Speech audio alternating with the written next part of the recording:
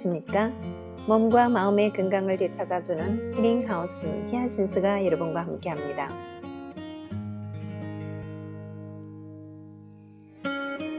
11월 선정도서는 김세현 선생님의 5%는 의사가 고치고 95%는 내 몸이 고친다 입니다.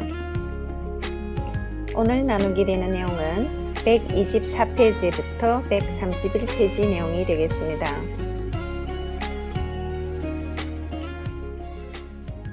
생명이 살아나는 신호, 호전반응.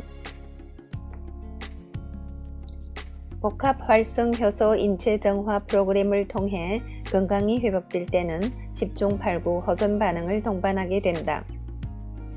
호전반응이란 인체가 건강한 세포를 재생하는 과정에서 나타나는 반응으로 항상성의 극대화 현상이라고 할 수 있다. 인체가 갖고 있는 항상성은 놀라워서 아무리 비틀어도 자기 모습을 찾아가는 고무 인형과 같다. 비틀어진 기능을 바로잡는 과정에서 나타나는 설사, 발진, 기침, 가래, 코피, 무기력증, 통증, 이명, 안구충혈, 구토, 빈혈, 하혈, 탈모와 같은 현상이 호전 반응이다.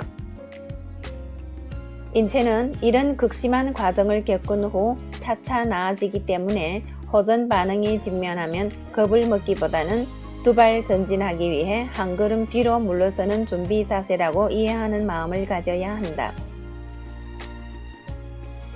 처음에는 나도 호전 반응에 대한 지식이 부족하여 당황했던 적이 있다.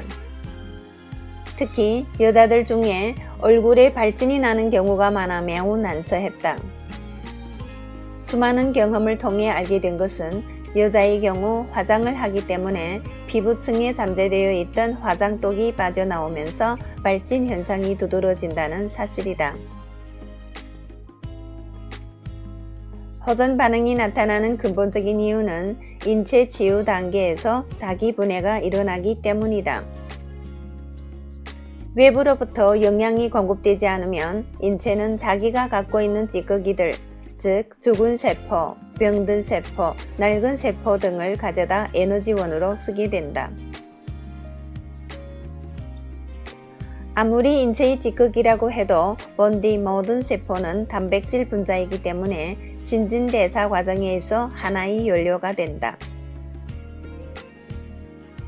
단식의 목적 가운데 하나가 이런 자기 분해를 유도하는 것이다. 대사가 정상화되는 것과 인체의 찌꺼기가 사라지는 현상은 동시에 일어나기 때문에 건강을 찾는 과정에서 호전 반응은 필수라고 할 수 있다. 인체 정화 과정은 대대적인 주택 수리 과정과 유사하다. 벽지를 뜯어내면 다량의 먼지가 발생하고 낡은 수도관을 드러내면 녹물이 흘러나오며 하수도를 거치면 썩은 내가 나는데 인체도 오래된 세포를 드러내고 막힌 혈관을 뚫고 지방을 분해하는 과정에서 다량의 오염물질이 발생하게 된다. 건강 스위치에 정신호가 들어오는 현상이라고 해서 명현현상이라고도 불리는 호전 반응은 중증 환자일수록 반응의 강도가 높게 나타난다. 고혈압이나 당뇨와 같은 중증 질환을 앓고 있는 환자일수록 장내에 움푹 파인 괴실을 갖고 있는 경우가 많기 때문이다.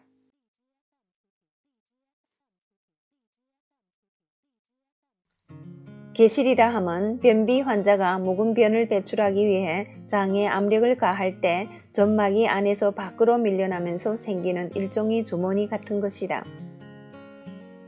이곳에 숙변이 끼게 되면 장내 독소를 유발하게 되는데 이렇게 발생한 독소가 장벽을 뚫고 혈관으로 침투하여 각종 대사질환을 불러일으키게 된다.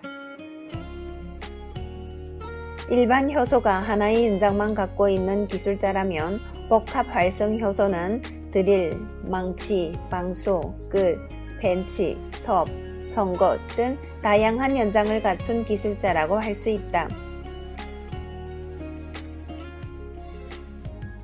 단순 발효한 일반 효소가 소화기에만 관여한다면 복합활성효소는 대사계 전반에 걸쳐 수리가 가능하다. 연장이 많은 기술자일수록 더 잘 고칠 수 있는 것과 같다. 복합 활성 효소를 통해 장 청소를 하게 되면 켜켜이 숨어있던 숙변이 분해되면서 오염물질이 폭발하듯 부풀어 오르게 된다. 이런 물질이 대장에 가득 차면 배가 부글거리면서 가스가 차오르고 복통, 설사가 뒤따르는 것은 당연한 일이다. 이것이 바로 호전 반응이다. 이런 증상 때문에 현대의학에서는 호전 반응을 식품의 부작용으로 오해하는 것이다. 호전 반응은 절대 병이 아니며 몸이 정상을 찾아가는 생체 치유 과정이라고 할 수 있다. 호전 반응에 직면한 사람들은 엄청난 변의 양에 놀라게 되는데 이런 변은 지독한 악취를 풍길 뿐만 아니라 검은색을 띠고 있다. 이런 일이 있은 뒤에라야 장이 정상을 되찾아 한 줄로 된 황금색의 바나나 변을 볼 수 있다. 보통 우리 몸이 망가질 때는 장, 간, 신장이 순서를 따르는데 몸이 치유되는 순서도 이와 똑같이 장, 간, 신장의 순서를 따른다. 장이 건강을 되찾았다는 것은 다른 질환을 치유하기 위한 첫 번째 과정에 진입했다는 뜻이다. 신장이 나쁜 사람의 경우 기본적으로 몸에 붓기가 있다. 이는 대사계 이상으로 인해 인체의 혈액 정화 능력과 수분 관리 능력이 떨어졌기 때문이다. 신장이 좋지 않은 사람이 복합 활성 효소를 복용하게 되면 호전 반응을 통해 얼굴, 다리 등이 더욱 부어오르게 된다. 이런 반응이 일어나는 것은 체내의 유해 물질이 일시적으로 증가하면서 신장세포의 기능에 과부하가 걸리기 때문이다. 하지만 시간이 지나면서 수분 대사 능력이 살아나 몸의 붓기가 차츰 빠지게 된다. 이것이 바로 인체 정화의 메커니즘이다. 말했듯 호전 반응을 대하는 현대의학의 입장은 매우 회의적이다. 현대의학에 의존하여 대사질환을 치료할 경우 한 움큼의 약을 복용해야 한다. 전술했듯 약의 다른 의미는 독이다. 한 가지 증상을 치료하기 위해 어쩔 수 없이 다른 부분의 희생을 감수해야 한다. 가령 항암제를 복용하게 되면 머리털이 빠지는 현상이 일어난다. 이것이 바로 부작용이다. 항암의 이점이 탈모의 부작용을 상회하므로 할 수 없이 치료를 지속하는 것이다. 서양의학은 기본적으로 자연의 치유력을 믿지 않기 때문에 부작용과 호전 반응을 혼돈한다. 그들에게 있어 눈으로 봐서 나쁜 것은 그저 나쁜 것일 뿐이다. 약물 치료는 일시적으로 증상을 완화시켜 줄 수는 있어도 결과적으로는 인체의 자연 치유력을 약화시키는 요인으로 작용한다. 장기적으로 볼 때 약물 치료는 체온을 떨어뜨려 인체의 면역력을 저하시키고 세포의 재생을 막아 병을 길게 끌고 가는 경향이 있다. 이 모두가 몸이 하는 일을 약이 대신하려고 했기 때문에 벌어지는 현상이다.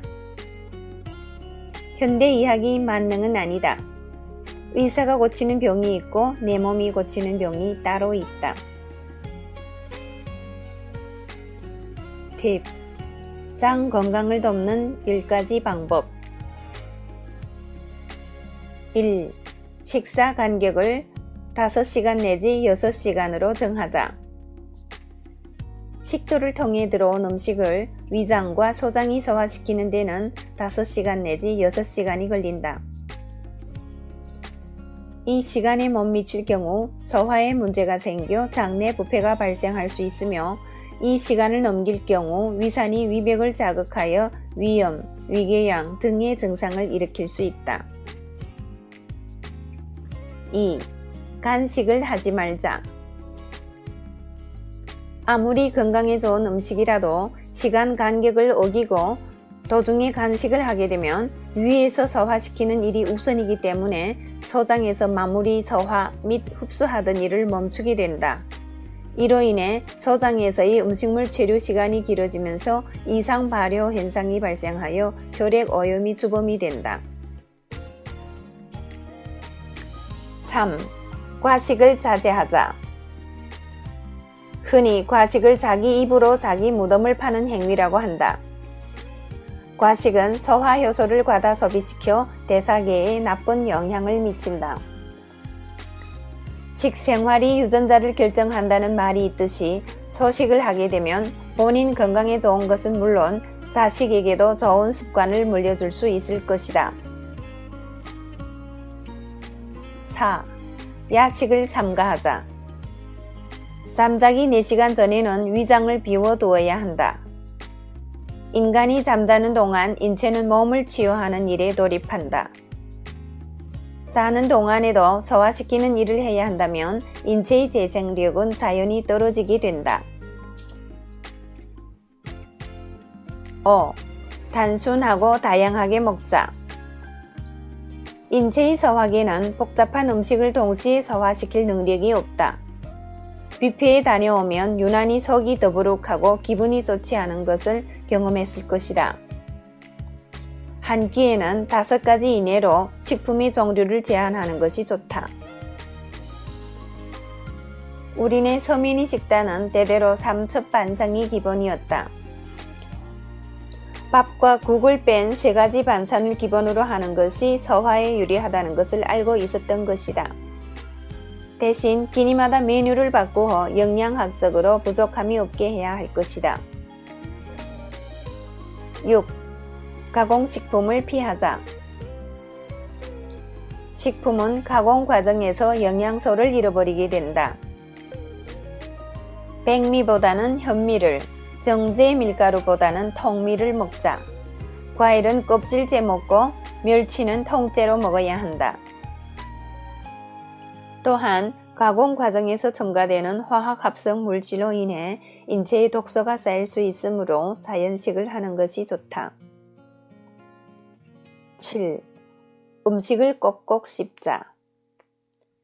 저작은 소화의 첫 단계로서 음식을 꼭꼭 씹게 되면 내용물이 잘게 부수어져 소화되기 쉬운 상태가 될 뿐만 아니라 침샘, 위장, 소장에 신호가 전달되어 소화 효소의 분비가 원활해진다.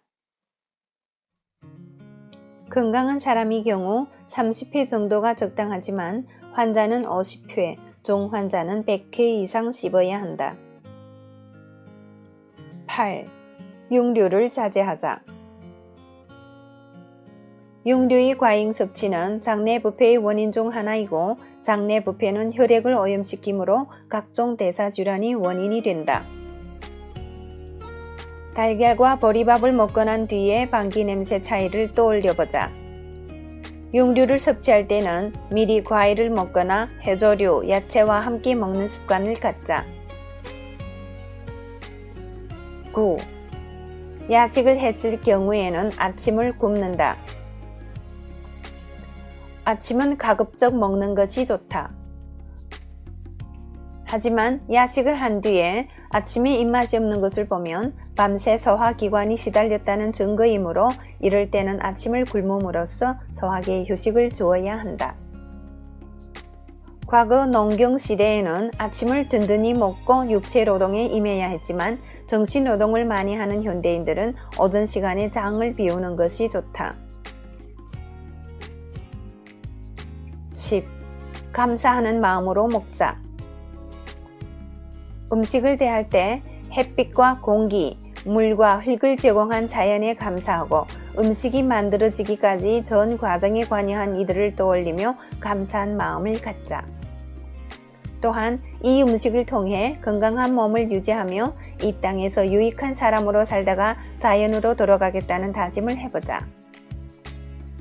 내가 먹은 것이 내 몸이 되는 것이니 감사함으로 먹은 음식이 온몸으로 전달되어 그 몸과 마음으로 하는 일에 좋은 결과가 따라오면 당연한 일일 것이다.